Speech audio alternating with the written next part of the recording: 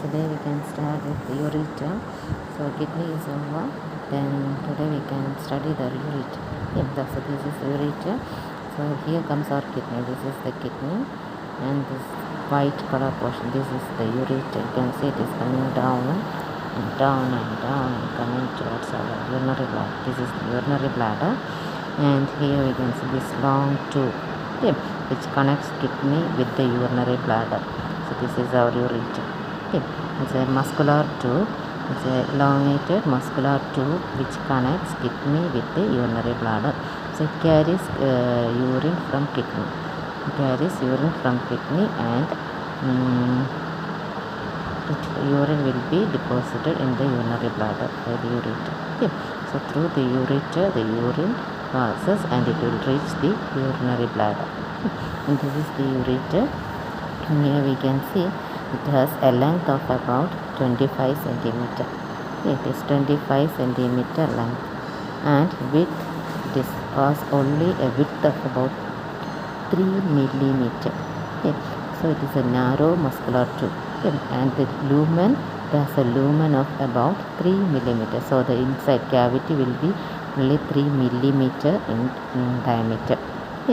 And the upper starting point of the ureter, we already discussed in the last class also. Here we can see it is widened when comparing to the other portion, and this portion is known as pelvis of the ureter. Pelvis. So this is the pelvis. We can see this one. This is the pelvis. And the ureter starts from the hilum, from as a pelviureteric junction. This is the pelvis portion and junction between the ureter and the pelvis. So the ureter starts from the pelviureteric junction, and it passes downward, and when it reaches the pelvis, this is the pelvis part, and inside it reaches the pelvis, then it passes inside the urinary bladder. It passes it through the urinary bladder and opens into the cavity of the bladder. That is the termination. So that is the extent of the ureter. It extends from pelviureteric junction to the urinary bladder. Cavity of the urinary, lumen of the urinary bladder. So that is the extent of the ureter. So this is the upper widened part of our ureter. So this part is known as pelvis. This is the pelvic part, and the actual ureter starts from here. So this is the pelviureteric junction. Pelviureteric junction.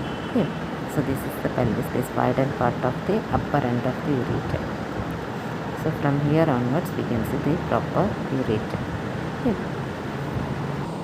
And this ureter has 3 parts. And we can see this ureter, how some part of the ureter can be seen in this abdomen. This is the abdomen part, and here from here downward, this is the pelvis. So this area is the pelvis, and we can see some part of the ureter is seen in the pelvis, and we can see inside the terminal part of the ureter passes through the wall of the urinary bladder, and so we can see 3 parts of ureter. One part of ureter which is seen inside the abdomen. This is this part. This is the abdominal area. So this part of the ureter is known as abdominal part. Abdominal part of the ureter, and the part of the ureter is seen in the pelvis, inside the true pelvis, and this is known as pelvic part. Pelvic part of the ureter. And the ureter passes through the wall of the urinary bladder. It passes through the urinary bladder. First it passes through the urinary bladder, then only it opens into the cavity of the bladder. So there is an intravesical part or intramural part of ureter. So there are 3 parts: abdominal part, pelvic part, and intravesical part. 3 part of ureter. So abdominal part is the part which is seen in the abdominal cavity, and pelvic part is seen inside the pelvic cavity, and intravesical part is the part which is seen inside the wall of the urinary bladder. These are the 3 parts of the ureter. So our third part of the ureter, that is intravesical part. So this is the interior of our urinary bladder. So this is a section of the urinary bladder, and then ureter passes like this inside the the wall of the urinary bladder.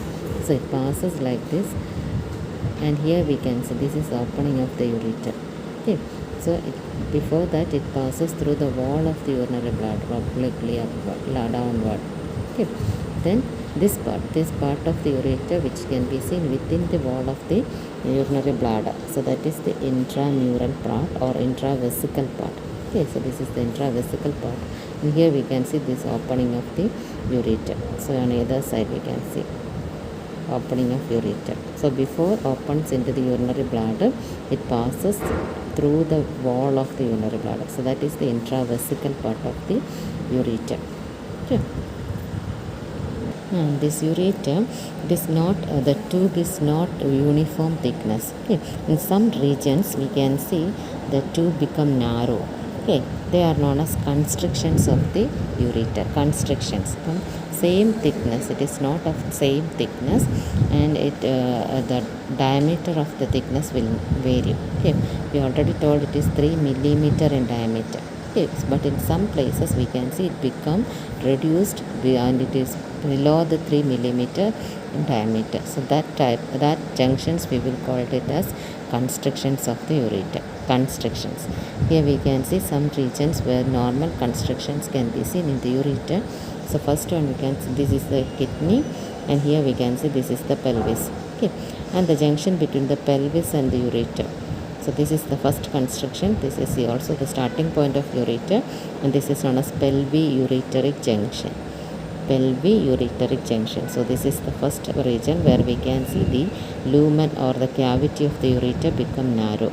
So this is the first constriction of the ureter. Okay, then it passes downward, and this is the pelvic brim. Okay, then enters into the pelvis. Okay, when it enters, the point at which it enters into the pelvis, it will be crossed by the vas deferens. Okay, this part.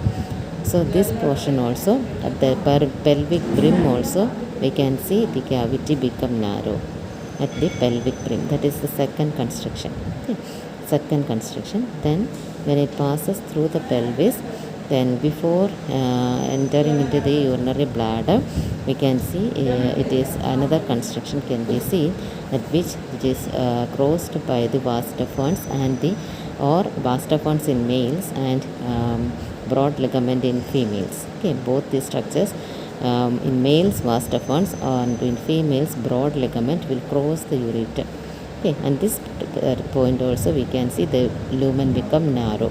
Okay, and next point is when it enters into the urinary bladder. This is the intravesical part, and when it passes through the urinary bladder, then also the lumen become narrow, and this is the opening of the ureter, which opens into the cavity of the urinary bladder. Okay. So these are the areas where the lumen of the ureter become narrow. First one is pelvi-ureteric junction. Then second point is when it crosses the pelvic brim. And third point is when it crosses, it is crossed by the vas deferens in males or broad ligament in females. And fourth one is when it enters inside the wall of the urinary bladder. Okay, at the point at which it enters inside the wall of the urinary bladder. So these four areas we can see the cavity of the ureter become reduced. Okay. And the importance of this constriction is, normally we already studied when we are studying the kidney, we told about the kidney stone. Okay. So what will happen? This kidney stone, they are the calcium deposits seen inside the kidney. So this kidney stone, we already told, it has sharp edges. Then when it passes through these constrictions, it causes pain. Okay. So intense pain or large pain will be feeling while it passes through this small region. It causes pain. Okay. So these are the normal constrictions which can be seen in the ureter, normal constrictions. Okay. So whenever the stone gets stuck in these regions, it will be highly painful. And when coming to the blood supply of this ureter, as you see in this diagram, you can see small arteries are there. It supplies the ureter, and they form longitudinal anastomosis. longitudinally from here to there and there to here, like this anastomosis can be seen. And this abdominal part, so this is the abdominal part of ureter, and this abdominal part is supplied by here this is our renal artery. So here we can see a branch is coming to supply the ureter. Okay, so it is supplied by renal artery, and it will be supplied by the branch from the aorta, abdominal aorta, and also this gonadal arteries. These are the gonadal arteries. So these arteries will supply the abdominal part. Okay, these three arteries. Okay. Then coming to the pelvic part, pelvis, here we can see this is our common iliac artery, this is external iliac artery, this is internal iliac artery. Here we can see this pelvic part is supplied by the branches from the internal iliac arteries and common iliac arteries. And also from this is the vesicle, these arteries are going to supply the urinary bladder. This is the urinary bladder. So here we can see some arteries are going to supply the urinary bladder. They are known as bladder, they are known as vesical arteries. So the inferior vesical artery also supplies the ureter. Inferior vesical arteries. So these are the arteries which supplies the ureter. Okay.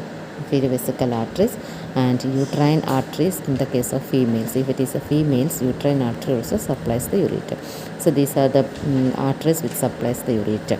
Okay, so renal artery, then abdominal aorta, then gonadal arteries, then common iliac artery, then internal iliac arteries, then vesical artery or the uterine arteries. So these are the arteries which supplies the ureter. Okay, same the corresponding veins.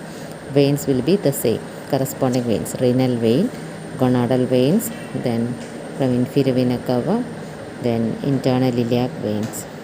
Okay, all this supplies the ureter. Then coming to the nerve supply, almost it is supplied by sympathetic and parasympathetic nerve, and sympathetic by the splanchnic nerves. Sympathetic by splanchnic nerves from T12 to L1 and L2. Splanchnic nerves supplies the ureter. Then parasympathetic by the pelvic splanchnic plexus. So all these forms autonomic plexus. Both sympathetic and parasympathetic nerves forms autonomic plexus, and they supplies the ureter. Okay, that is the nerve supply of ureter. Then regarding the applied aspect, we already told about the kidney stone. Okay, so kidney stone, usually we can see calcium deposits inside the kidney, the ureter. So it causes pain, that is known as renal colic. Okay, renal colic. So that is the applied aspect. Here we can see this is these are the renal stones, kidney stones. See, it differs in size also. It will be small to this much large one, big one. Then the radiology of the ureter. So usually we are taking kidney, ureter, urinary bladder in a separate plain radiograph, that is known as KUB radiograph. So these are the applied aspect for the kidney.